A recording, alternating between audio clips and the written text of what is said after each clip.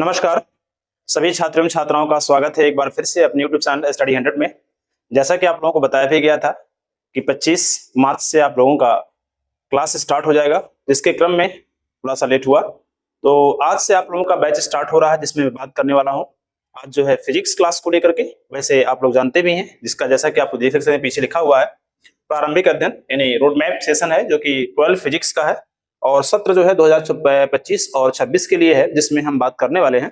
आप देख सकते हैं यूपी बोर्ड आपके साथ और बिहार बोर्ड, साथ ही साथ आप जो है इसमें राजस्थान बोर्ड भी ऐड कर सकते हैं, आप जो है एमपी बोर्ड ऐड कर सकते हैं। यानी एनसीईआरटी द्वारा जहां भी जैसा भी सब्जेक्ट जो भी संचालन किया जा रहा है उसके अकॉर्डिंग सारी चीजें चल रही हैं, तो आप लोग इसमें जुड़ करके अपनी तैयारी कर सकते हैं।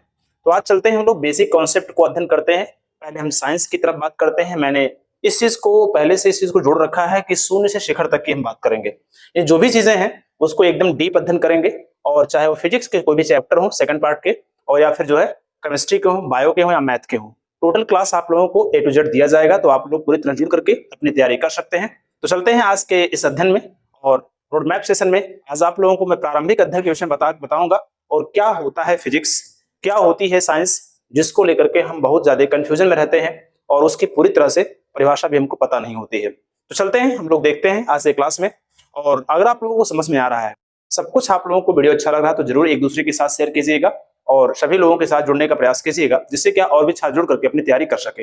अब इधर जितनी भी क्लासें होंगी रिकॉर्डिंग फॉर्म में जाएंगी फिलहाल कुछ दिन तक, उसके बाद में लाइव सेशन में चलूंगा, ठीक है। तो चलते हैं यहाँ से क्लास में और देखते हैं। यहाँ पर आप देख सकते हैं तो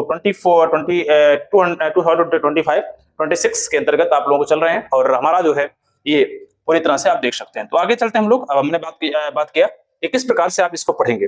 सबसे पहले बात होती है कि व्हाट इज साइंस, विज्ञान किसे कहते हैं। सबसे पहला क्वेश्चन हमारे दिमाग में आता है कि विज्ञान क्या होता है। बहुत सारे छात्र इसमें कंफ्यूजन है, लेकिन मैं बताने जा रहा हूं। और इसमें देखा जाए यह कितने प्रकार के होते हैं, और मैंने बताया कि एक बार अगर देखेंगे आप तो भूल नहीं पाएंगे। कारण यह है कि कुछ ऐसे रोड मैप तैयार किए गए हैं जिसके अंतर्गत हम पढ़ाई करेंगे, ठीक है। तो चलो हम लोग देख लेते हैं आज के उसमें कॉन्सेप्ट में देखा जाए तो विज्ञान क्या होता है। तो साइंस की मैं बात करूं सबसे पहले, तो पहले हम बात कर लेते हैं विज्ञान। याद रखना, विज्ञान, जिस विज्ञान का हम अध्ययन कर रहे हैं उसको हम जान रहे हैं कि नहीं जान रहे हैं।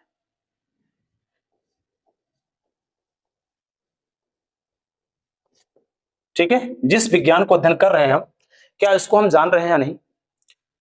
फिलहाल इसको बताने की आवश्यकता हमको लग रहा है ज्यादा नहीं पड़ेगी आप लोगों को, क्योंकि बहुत कुछ चीज जानते होंगे आप।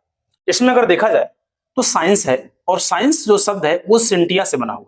किससे बना बताओ? सिंटिया, सिंटिया से बना हुआ। और सिंटिया का मतलब होता है जानना, जानना होता है, या इसको लिख सकते हैं जानने की इच्छा रखना, जानने की,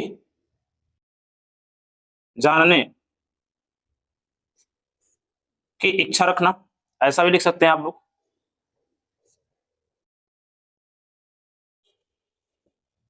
रखना, तो या फिर इसे आप लिख सकते हैं एक नाम से हो, जिज्ञासा भी लिख सकते हैं। जिज्ञासा यानी कोई भी चीज है तो मानव क्या करता है, हर चीज को जानने की इच्छा रखता है। हमारे द्वारा या मानवीकृत कोई घटना अगर समाज में होती है, दैवीय घटना होती है या प्राकृतिक घटनाएं कह सकते हैं उसे, अगर कोई भी चीज अगर घटनाएं होती है तो सबसे पहले मानव क्या करता है, उस चीज को जानने की इच्छा रखता है। उसके पीछे जो रीजन है, जो उसके पीछे घटनाएं हैं, उसको जानने की इच्छा रखता है। जब वह उस चीज को जानने की इच्छा रखता है, अगर वो वहां तक नहीं पहुंच पाता है तो फिर क्या करता है, वो सीधे क्या मान लेता है, ये किसी दैवीय शक्ति का हाथ होगा, इसके पीछे किसी दैवीय घटना का हाथ होगा, हम इसमें कुछ नहीं है, ठीक है। तो हर एक इंसान जो है, हर एक मानव जो है, हर एक घटना को अंतिम समय तक उसको प्रयास करता है कि उसको हम जाने, उसको हम समझें, क्या चीजें हैं वो चीजें। जब वहां तक नहीं पहुंच पाता तभी वो उस चीज को रेफर करता है कि ये निश्चित है कोई प्राकृतिक घटना होगी जो हमसे परे है, इसको हम नहीं जान सकते हैं।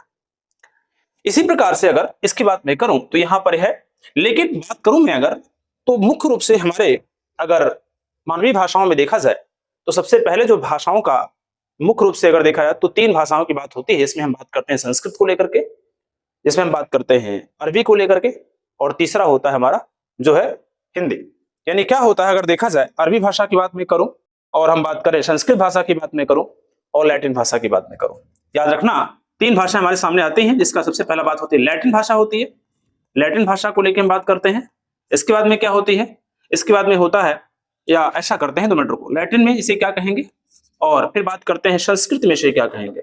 संस्कृत जिसे हम प्राचीन भाषा के नाम से जानते हैं, और एक होता है अरबी, ठीक है, अरबी भाषा, ठीक है। ये 3 भाषाएं होती हैं और तीनों भाषाओं में हम विज्ञान को अलग नाम से जानते हैं। वैसे देखा जाए लैटिन में से कहते हैं सिंटिया, जिसको सबसे पहले मैंने लिख दिया था। लैटिन में से क्या कहते हैं, सिंटिया कहते हैं। सिंटिया से क्या बना है, साइंस बना है, जिसका मतलब होता है जानने की इच्छा रखना। संस्कृत में से विज्ञान कहते हैं, संस्कृत का में ही इसे क्या कहते हैं, विज्ञान कहते हैं। ये जो कि है विज्ञान। मैं सभी चीजों को पूरी बारीकी से अध्ययन करने जा रहा हूं। और अरबी में इसे क्या कहते हैं, इल्म कहते हैं। क्या कहते हैं बताओ, इल्म कहते हैं। और इन तीनों का जो शाब्दिक अर्थ है उसका नाम है जानना। क्या है, जानना, यानी हर चीज को जानने की इच्छा रखना, वही क्या है आपका, बिल्कुल विज्ञान है। स्वाभाविक है, अपने जीवन में हम सब कुछ करते हैं, ठीक है। तो यहां पर ये चीजें आप लोग याद रखिएगा। तो ये 3 भाषाएं सबसे पहले अगर देखा जाए तो हमारे सामने आती हैं। लैटिन जो यूरोपियन कंट्री में की बात होती है, संस्कृत जो भारतीय परंपरा, और जो अरबी जो पश्चिमी निखाड़े देशों में बोली जाने वाली भाषा थी, ठीक है। अब इसके बाद में मैं बात करूं अगर, तो यहां पर विज्ञान क्या है, विज्ञान क्या है। तो विज्ञान की मैं बात करूं तो सबसे पहले याद रखना, यहां पर थोड़ा सा इसमें मैं जोड़ना चाहूंगा। तो विज्ञान की बात मैं करूं तो क्या है, देखो ये 2 शब्द से मिलकर बना हुआ है, वी प्लस क्या होता है, ज्ञान होता है। हम लोग बहुत पहले जानते हैं कि विशिष्ट किसी क्रमबद्ध सुसंगठित सुव्यवस्थित ज्ञान को विज्ञान कहते हैं। ये हम बहुत पहले से रटे हुए हैं। लेकिन अगर देखा जाए तो विज्ञान का वास्तविक रूप क्या है, विज्ञान कोई सब्जेक्ट नहीं है, विज्ञान कोई विषय नहीं है, विज्ञान कोई विषय नहीं है, कोई सब्जेक्ट नहीं है। इसका मतलब जानना होता है। तो है क्या फिर, हम क्यों हर चीज के पीछे विज्ञान लगाते हैं। तो बात यह है कि यहां पर विज्ञान का मतलब, यहां 20 का मतलब विशिष्ट से लिया गया है। किससे लिया गया, विशिष्ट से लिया गया है। फिर क्या विशिष्ट को हम उच्च कह सकते हैं, उच्चतम बोल सकते हैं, ठीक है, श्रेष्ठ बोल सकते हैं। और ज्ञान आप जानते हैं इसमें प्लस में ऐड कर लीजिए ज्ञान, यानी कोई भी विषय हो, कोई भी विषय हो जिसमें आपको पारंगत महारत हासिल हो, उस विषय में महारत अगर हासिल है आपको, तो आप निश्चित हो वैज्ञानिक है। यानी अगर किसी भी विषय में आपको विशिष्ट ज्ञान हो, उच्च ज्ञान हो, उच्चतम ज्ञान हो, बहुत श्रेष्ठ ज्ञान हो, तो सभी क्या है, विज्ञान के अंतर्गत आएंगे, ठीक है। आज के बाद इस चीज को मत समझना कि विज्ञान कोई भाषा है। लेकिन यह जो जानना है, ये किस रूप में जानना है। मानव होने के नाते हम एक तार्किक हैं, मानव होने के नाते हमको तार्किक होना चाहिए। तार्किक का मतलब यह होता है कि हमारे जीवन में 2 चीजें चलती हैं, एक होता है व्यवहार, एक होता है व्यवहार, और एक होता है क्या, जो है तार्किकता। व्यवहार और तार्किकता जिसको लेके बात करते हैं हम, यानी कोई भी चीजें अगर घटना घट रही है तो उसके पीछे रीजन क्या है, अगर हम उसको ढूंढ ले रहे हैं, हम उसके पीछे का कारण ढूंढ रहे हैं, तो हम तार्किक हैं। और अगर हम उसके पीछे कारण नहीं ढूंढ पा रहे हैं या वहां तक हम नहीं पहुंच पा रहे हैं, तो उसको हम क्या है, छदम यानी क्या, व्यवहार के अंतर्गत लेके आएंगे। यानी उसके पीछे कोई दैवीय शक्ति होगी, कोई प्राकृतिक आपदा होगी, कोई प्राकृतिक घटना होगी, जिसको मानव जो है अध्ययन नहीं कर सकता, उस चीज को लेकर के बात। हालांकि विज्ञान क्या है, लगभग हर एक चीजों तक पहुंचने का प्रयास कर रहा है कि कोई भी चीज अगर है तो उसके पीछे कारण क्या, उसके पीछे घटना क्या है, उसके पीछे कौन सी ऐसी घटना हुई जो उसके कारण ये चीजें हुई। तो ये कंडीशन कहीं ना कहीं आपको अपने जीवन में उतारनी पड़ेगी और आपको लॉजिकल बनना पड़ेगा। तो विज्ञान मतलब ये होता है, अगर विशिष्ट ज्ञान आपके अंदर है, उच्च ज्ञान है, उच्चतम ज्ञान है, श्रेष्ठ ज्ञान है, लेकिन याद रखिएगा ये तार्किक रूप से होना चाहिए आपके अंदर। अगर तार्किक रूप से आप उस पर हैं, विचार हैं आपके अंदर है, तो निश्चित आप वैज्ञानिक हैं। कारण आपको ढूंढना पड़ेगा, क्योंकि ब्रह्मांड में कोई भी घटना होती है, इस सौरमंडल में घटना कोई हो रही है, पृथ्वी पे कोई घटना हो रही है, तो बिना कारण के कोई घटना नहीं हो सकती, ये निश्चित है, सही है एकदम बिल्कुल। तो जिस घटना पर हम क्या है अपनी तार्किक मत लगा लेते हैं या फिर ये कहते हैं कि हाँ इसी कारण घटना हुई है, तो मैं उसे निश्चित है दैवीय नहीं मानता हूं, डायरेक्ट उसके खोज में पहुंचा। जैसे मान लीजिए एंशिएंट टाइम में क्या था, बिजली गिरना। जब बिजली गिरती थी तो सीधे क्या था, वो सोचता था कि ये कोई ईश्वर का प्रकोप है।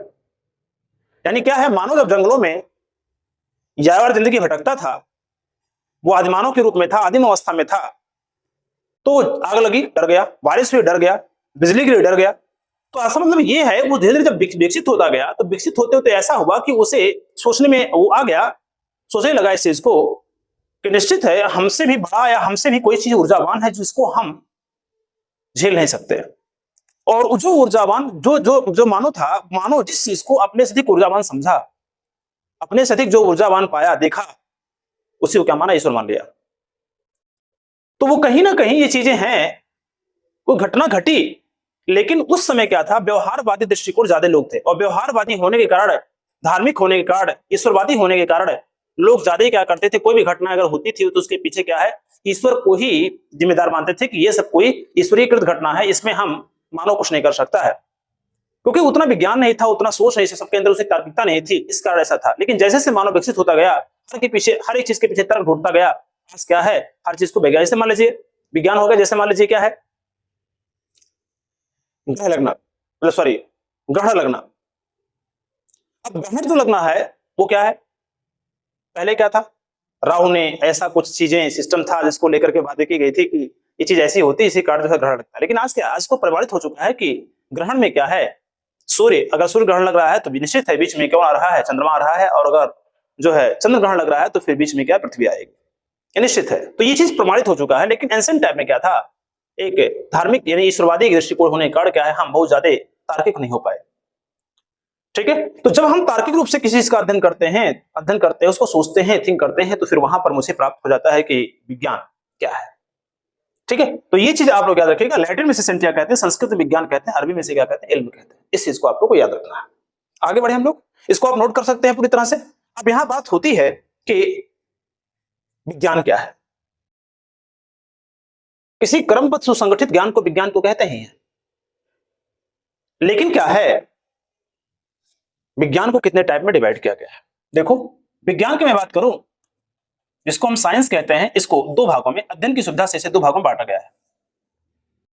अध्ययन की सुविधा से दो भागों में बांटा गया। सबसे पहला बात किया गया सत्य विज्ञान। सत्य विज्ञान जिसे हम कहते हैं, ट्रू साइंस कहते हैं, और एक होता है क्या, छद्म विज्ञान होता है।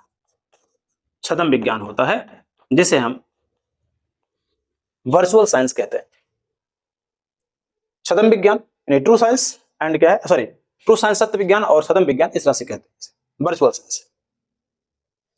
जो सत्य विज्ञान है, निश्चित है, ये जो होता है सत्य इसलिए कहा गया क्योंकि ये सिद्धांतों पर आधारित है। किस पर आधारित है, सिद्धांतों पर। सिद्धांतों पर आधारित है ये, सिद्धांतों पर आधारित है ये, और यह जो है ये व्यवहार पर आधारित है। व्यवहार पर आधारित है, व्यवहार पर आधारित है, याद रखना इस चीज को। कहने का मतलब क्या हुआ, सिद्धांत पर आधारित है तो निश्चित है इस ये अपरिवर्तनशील होगा। अपरिवर्तनशील है, अपरिवर्तनशील है, और ये जो है परिवर्तनशील है, परिवर्तनशील है। कैसे हो सकता है, जो सत्य विज्ञान है, जो सिद्धांतों पर आधारित है, यानी ये कहा गया कि एंशिएंट टाइम में वाटर, हवा, पवन देवता, यानी हर चीज के पीछे हम एक दैवीय कारण ढूंढते थे, क्योंकि मैक्सिमम लोग ईश्वरवादी दृष्टिकोण से थे। लेकिन आज क्या है, उस चीज पे हम क्या करते हैं, तर्क ढूंढते हैं, शोध करते हैं, रिसर्च करते हैं, और उसके बाद में फिर एक नए पॉइंट पे जाकर पहुंचते हैं। यहां अगर देखें हम, तो सिद्धांतों पर आधारित का मतलब ये हुआ कि जो चीजें सिद्धांत सिद्ध प्लस अंत, यानी क्या है, कोई भी चीज को क्या है एकदम लॉजिकल तरीके से क्या किया गया है, उसको सिद्ध करते हुए अंतिम समय तक पहुंचा जाता है, तो उसमें एक जो है निष्कर्ष निकलता है, उस निष्कर्ष को लिखा जाता है, जो कि हमेशा क्या होता है, सिद्धांत जो एकदम तार्किक होता है, और वो बिल्कुल पूरी तरह सत्य होता है। इस तरह से आप लोग इसको याद रखना है। जैसे क्या है, यहां पर अगर देखा जाए तो अगर हमारे पास में H2O है, यानी वाटर का जो सूत्र है वो क्या बताइए, H2O, यानी क्या है, जल का सूत्र है H2O। अगर हम क्या नाम है, करोड़ों वर्ष पहले की बात मैं करूं, अगर जब से वाटर का निर्माण हुआ इस पृथ्वी पर, तो अगर देखा जाए तो वाटर का जो सूत्र था तब भी H2O था, लेकिन लोगों को ज्ञात नहीं था। लेकिन आज भी अगर देखा जाए तो H2O, और अंतिम समय की बात मैंने करूंगा, कई अरब वर्ष बाद भी देखेंगे, करोड़ों वर्ष बाद भी देखेंगे आप इसे, तो भी क्या होगा, H2O होगा। यानी जो चीज कह दिया गया कि वो चीज सही है, यही चीज रहेगा, तो हमेशा के लिए यही चीज होगा। न्यूटन का सूत्र है, कूलॉम का नियम है, फैराडे का सिद्धांत है, बहुत सारे ऐसे सिद्धांत, बहुत सारे ऐसे रूल होंगे आपके सामने, जो कि क्या है, एक बार जो चीजें सत्यापित हो चुकी हैं, वो चीज हमेशा क्या होंगी, आगे वही सिद्धांत लगे रहेंगे, क्योंकि वो चीज तार्किक है, लॉजिकल है, उसको प्रयोग द्वारा क्या किया गया, सिद्ध किया गया। तो यहां पर सिद्धांत पर आधारित जो होता है वो अपरिवर्तनशील होता है, वो परिवर्तन नहीं हो सकता, वैसे का वैसा हमेशा क्या होता, बना रहता है। इसलिए इसे हम ट्रू साइंस कहते हैं, सत्य विज्ञान कहते हैं। क्या प्रकृति में और सब थे, जैसे मान लीजिए HCl है, H2SO4 है, ऐसे बहुत सारी चीज है। दो पिंडों के बीच में आकर्षण बल है, दो आवेशों के बीच में आकर्षण बल है। किसी पिंड को अगर हम फ्रिक्शन करते हैं, घर्षण करते हैं, चिंगारी उत्पन्न होती है जिससे आग लगती है। ठीक है, बहुत सारे ऐसे चीज हैं हमारी प्राकृतिक घटनाओं में, बहुत सारी चीजें घटती हैं जिसको अगर हम देखें तो वहां पर ऐसा लगता है कोई दैवीय शक्ति है, लेकिन नहीं, उसके पीछे कारण कुछ है ऐसा जिसके कारण वो चीजें हो रही हैं। ठीक है, तो जो चीजें जिस सिद्धांत के अकॉर्डिंग या जिस रिसर्च के अकॉर्डिंग जो चीज बता दिया गया कि ये कारण ऐसे ही होता है, यही कारण है इसके पीछे, वो हमेशा क्या होगा, वही रहेगा। ये है सत्य विज्ञान, ट्रू साइंस है। इसमें क्या है, कभी परिवर्तन नहीं होता है। जबकि हम बात करें इसको छद्म विज्ञान को, बात करें छद्म विज्ञान के अंतर्गत जो है परिवर्तनशील व्यवहार पर आधारित है चीजें। जैसे क्या है, सामाजिक विज्ञान है। सामाजिक जो विज्ञान है, ये सामाजिक विज्ञान क्या है, समाज का अध्ययन कराता है। और जो समाज का अध्ययन कराता है, निश्चित है आप जानते हैं, इसमें जाएंगे आप तो हमारे समाज से दूसरे समाज में जाएंगे, ऑटोमेटिक उनके व्यवहार में क्या होगा, परिवर्तन दिखाई देगा। आप देखेंगे, इतिहास देख लेंगे, हर देश की अपनी क्या है, इतिहास है, अपनी संस्कृति है। आप देखेंगे अर्थशास्त्र देखेंगे, अर्थव्यवस्था देखेंगे, आप ये भी देखेंगे, सभी देश की अपनी अपनी अर्थव्यवस्था है। आप देखेंगे क्या है, राजनीति देखेंगे, तो राजनीति भी देखेंगे, तो क्या बताइए, ये जो है अपने अपने देश के अलग राजनीति है। नहीं देखेंगे, टोटल जितनी भी चीजें आपको दिखाई दे रही है, ये टोटल क्या है, परिवर्तनशील है, ये कभी भी स्थिर नहीं रह सकती है। ये भी विज्ञान है, लेकिन कौन सा, छद्म विज्ञान से हम वर्चुअल साइंस के नाम से क्या जानते हैं, आभासी विज्ञान के रूप में सिखाया जाता है। तार्किक तो है लेकिन परिवर्तनशील है। लेकिन अगर मैं बात करूं यहां पर, तो यहां देखा सत्य विज्ञान को टू टाइप में क्या है, डिवाइड किया गया है। सत्य विज्ञान को टू टाइप में डिवाइड किया गया है। सबसे पहला होता है पदार्थ विज्ञान होता है, क्या होता है बताइए, पदार्थ विज्ञान होता है। और जो दूसरा होता है उसे हम क्या कहते हैं, जीव विज्ञान कहते हैं। क्या कहते हैं, जीव विज्ञान कहते हैं। और पदार्थ विज्ञान जीव विज्ञान में देखा जाए तो पदार्थ विज्ञान की मैं बात करूं अगर, तो इसमें निर्जीव चीजों का क्या किया था, अध्ययन किया जाता है। निर्जीव चीजों का अध्ययन किया जाता है। पदार्थ विज्ञान में क्या होता है, निर्जीव चीजों का अध्ययन किया जाता है। निर्जीव मतलब उसमें सजीव कोई पदार्थ नहीं आएगा, सजीव पिंड नहीं आएंगे। जैसे मान लीजिए पदार्थ विज्ञान की बात मैं करूं तो यहां पर देखा जाए तो सबसे पहले है भौतिक विज्ञान, जिसको हम लेके अध्ययन करने जा रहे हैं। क्या बताइए, भौतिक विज्ञान होगा। और जो दूसरा आपका है वो तो रसायन विज्ञान है। क्या है, रसायन विज्ञान। रसायन विज्ञान की बात करूं तो ये भी दोनों क्या है, अगर देखेंगे आप तो दोनों सही रूप से देखा जाए तो टोटल जो है ये निर्जीव के अंतर्गत जितना भी चीज में पढ़ते हैं टोटल क्या होते हैं, निर्जीव होते हैं। इसमें कहीं भी बायोटिक नहीं है, टोटल क्या है, एबायोटिक है। जबकि हम जीव विज्ञान की बात करें तो जीव विज्ञान में दो चीजें हैं, आप लोग जानते होंगे। एक होता है जंतु विज्ञान होता है, जैसे हम जूलॉजी कहते हैं, जंतु विज्ञान कहते हैं, जूलॉजी बोला जाता है। और जो दूसरा आपका होता है उसे हम कहते हैं वनस्पति विज्ञान कहते हैं। क्या कहते हैं, वनस्पति विज्ञान कहते हैं, जो कि आपको इसमें पढ़ना है।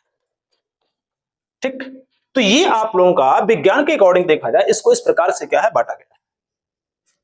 हम देखिए विज्ञान मतलब विज्ञान को क्या बताएगा, साइंस बताएगा, यानी किसी क्रमबद्ध सुसंगठित सुव्यवस्थित ज्ञान को विज्ञान कहते हैं। विज्ञान कोई सब्जेक्ट नहीं है, विज्ञान संस्कृत की एक भाषा है। और वहां से देखा जाए विशिष्ट ज्ञान, उच्च ज्ञान, किसी भी सब्जेक्ट में आपको, किसी विषय में आपको बहुत बड़ी महारत हासिल हो तो निश्चित हो क्या होगा, विज्ञान के अंतर्गत आएगा। ठीक है, तार्किक रूप से अगर आप सोचते हैं हर चीज को तो विज्ञान के रूप में अंतर्गत आएगा। ये चीजें आप लोगों को विशेष ध्यान देनी है। तो फिर हम ये चीज बता रहे हैं आप लोगों को कि ये सत्य विज्ञान, छद्म विज्ञान, जो कि पदार्थ विज्ञान के अंतर्गत है। पदार्थ विज्ञान में देखा जाए दो विज्ञान, भौतिक विज्ञान और रसायन विज्ञान है। यानी क्या, फिजिक्स एंड केमिस्ट्री जो आप पढ़ते हैं वो टोटल उसमें क्या है, एबायोटिक आते हैं, बायोटिक कभी नहीं आएगा वो चीजें। ठीक है, इस प्रकार देखा जाए जीव विज्ञान आप लोगों का, और यहाँ छद्म विज्ञान के अंतर्गत ये सब आते हैं जो कि आप इस चीज को जानते हैं। तो इनको आप नोट कर सकते हैं, विज्ञान के इस प्रकार से टाइप होते हैं, इस प्रकार से रूप होते हैं, इसको आप लोग समझ सकते हैं। अब आगे बढ़े हम लोग, हम बात कर लेते हैं फिजिक्स यानी भौतिक विज्ञान, जिसको लेकर के हम बातें करेंगे। केमिस्ट्री की बातें करेंगे तो केमिस्ट्री फिर उठाएंगे यहाँ से। जंतु विज्ञान, जीव विज्ञान की बात करेंगे तो वहां से भी आप लोगों को बताएंगे। लेकिन हमारा जो आज का प्रारंभिक अध्ययन है वो क्या है, फिजिक्स को लेकर के है। फिजिक्स में हमको कितना पढ़ना है, क्या पढ़ना है, कितने टाइम तक ये चलेगा और कब तक खत्म हो जाएगा। ठीक है, इसको नोट कर फिर आगे हम बढ़े।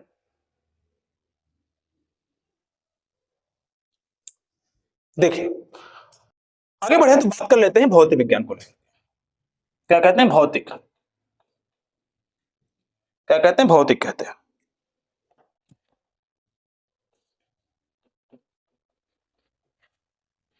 जैसे भौतिकी कहा जाता है,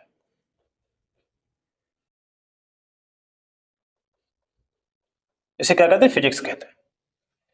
क्या होती है भौतिकी, क्या समझ सकते हैं। देखो जो भौतिकी है इसको हम ऊर्जा का विज्ञान कहते हैं, ऊर्जा का विज्ञान कहेंगे इसे, यानी इसे हम साइंस ऑफ एनर्जी कहते हैं इसे।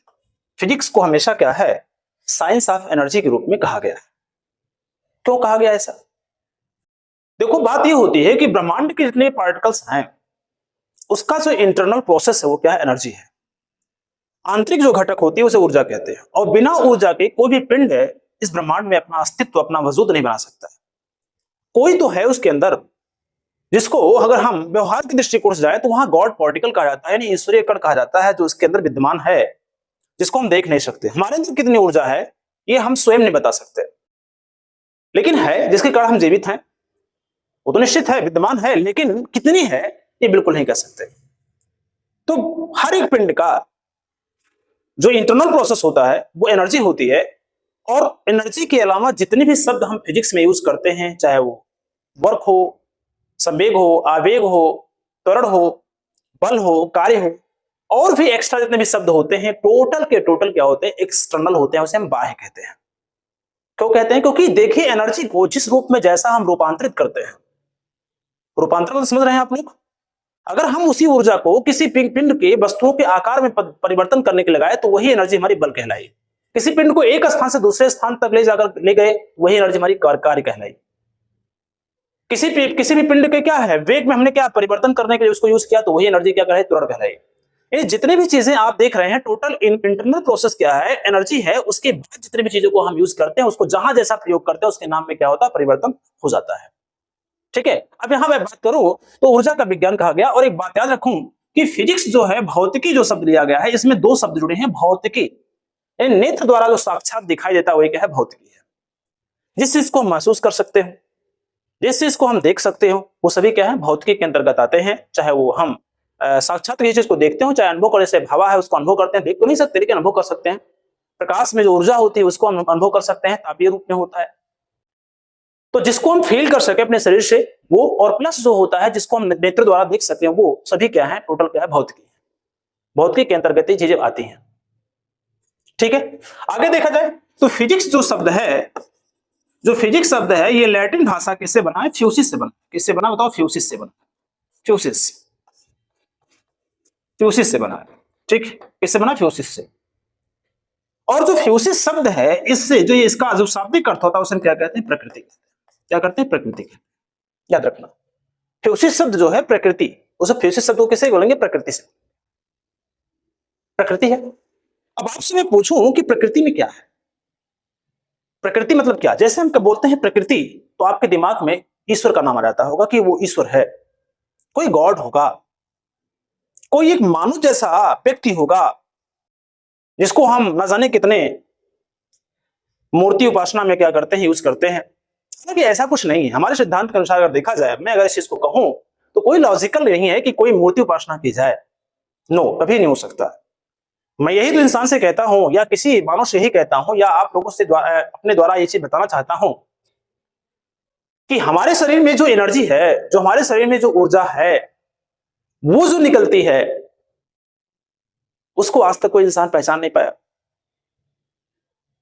और चले हैं हम मूर्ति उपासना करने। मतलब जो हमारे अंदर है, जो मेरे अंदर जो एनर्जी है, जिसके कारण मेरी मृत्यु हो जा रही है, उस चीज को पहचानने में हम क्या है? असफल हो जा रहे हैं। उस चीज को जानने में असफल हो जा रहे हैं। और जो चीज की कोई अस्तित्व है या नहीं है, कैसा है, किस प्रकार का है, जिसको मुझे जानकारी ही नहीं है, उसकी उपासना हम पहले कर रहे हैं। What reason? इसका मतलब है कि मुझे जो वास्तविक है उसे बताया नहीं जा रहा है, और जो काल्पनिक है उसी का मुझे अध्ययन कराया जा रहा है। कहीं ना कहीं कुछ तो गड़बड़ है। तो मैं यही आप लोगों से कह रहा हूं कि जो फ्यूसिस प्रकृति है, प्रकृति जब हम बात करते हैं तो प्रकृति का कहीं ना कहीं हमारे दिमाग में ईश्वर का रूप बन जाता है कि कोई ईश्वर होगा जो इस चीज का निर्माण किया होगा। थोड़ा सा अपने दिमाग में इस चीज को लगाइएगा कि प्रकृति, हम चारों ओर जो चीज को देखते हैं, जो मानव ने ना बनाई हो, वो बनी हुई हो पहले से, उसमें दो चीजें हैं। एक है एनर्जी यानी ऊर्जा है, और दूसरा क्या है? पदार्थ है। एनर्जी एंड मैटर, यानी ऊर्जा और पदार्थ दोनों के मिलकर से ही क्या है? इस प्रकृति का निर्माण हुआ। हर एक पदार्थ में एनर्जी है, इसलिए वो अपना अस्तित्व बनाए हुए है, और अपने अस्तित्व जब है तो इसीलिए वो प्रकृति है। और अगर उसका अस्तित्व नहीं है, अगर ऊर्जा नहीं है तो अस्तित्व नहीं है, इसका उस प्रकृति नहीं है। ठीक है, तो वो चीजें आप याद रखिएगा। देखो, एक होता है भौतिक परिवर्तन। भौतिक परिवर्तन क्या है? भौतिक परिवर्तन क्या है, अगर मैं कहूं इस चीज को तो क्या है? तो भौतिक परिवर्तन, प्रकृति ने हमको सब कुछ दिया हुआ है, प्रकृति में सब कुछ निर्मित है, उसको हमने क्या किया है, मानवीकृत कर दिया। मानव ने क्या किया है, उसको अपने ढंग से क्या है बनाने का प्रयास किया, वही क्या है भौतिक परिवर्तन। जैसे आयरन के जो लोहे के कण थे पहले से पृथ्वी में विद्यमान थे, उसको हमने क्या रूपांतरित करके क्या किया, कार बनाया, या लोहे जैसे बहुत सारे एटम्स बनाए। ठीक है, बांस थे, वो बांस बड़े थे, उसको काट कर हमने सीढ़ी बना दिया, पेड़ थे उसको काट करके फर्नीचर में यूज कर लिया, नई नई चीजें बनाई, तकनीकी बनाई। तो वो चीज जितनी भी चीजें हैं जो प्रकृति में पहले से विद्यमान नहीं थी, उसको हमने क्या है, उसको हमने मानवीकृत दिया, मतलब उसको बनाया, वो टोटल क्या है बताइए, वो भौतिक परिवर्तन है। तो भौतिक परिवर्तन के अंतर्गत देखा जाए तो हम सब कुछ करते हैं, लेकिन जब उसका जो है टूटना होता है, उसका क्षय होना, नुकसान होता है, समाप्त होता है, तो फिर वो अपने वास्तविक रूप में आ जाता है फिर वो। ठीक है, तो यहां ऊर्जा और पदार्थ से मिलकर क्या बना, प्रकृति बना हुआ है, जो कि फ्यूसिस का जो शाब्दिक अर्थ है, जो लैटिन है, उसका नाम है ऊर्जा और पदार्थ, यानी क्या है, प्रकृति हमारी इसी से बनी हुई है। ठीक है, तो ये हमारा फिजिक्स है, और फिजिक्स का जो बात होती है इसमें ऊर्जा तथा पदार्थ का अध्ययन किया जाता है इसमें। तो फिजिक्स की जो परिभाषा निकल के आती है वो होती है प्राकृतिक विज्ञान की वह शाखा, प्राकृतिक विज्ञान की वह शाखा, विज्ञान की वह शाखा जिसके अंतर्गत हम ऊर्जा तथा उनके विभिन्न स्वरूपों का अध्ययन करते हैं, विभिन्न स्वरूपों का अध्ययन करते हैं,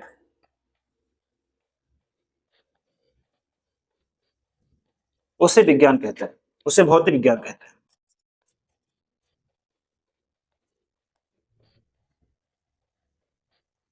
ठीक, ये चीजें होती हैं प्राकृतिक विज्ञान की वह शाखा जिसके अंतर्गत हम ऊर्जा तथा उनके विभिन्न स्वरूपों का अध्ययन करते हैं, उसे हम भौतिक विज्ञान कहते हैं।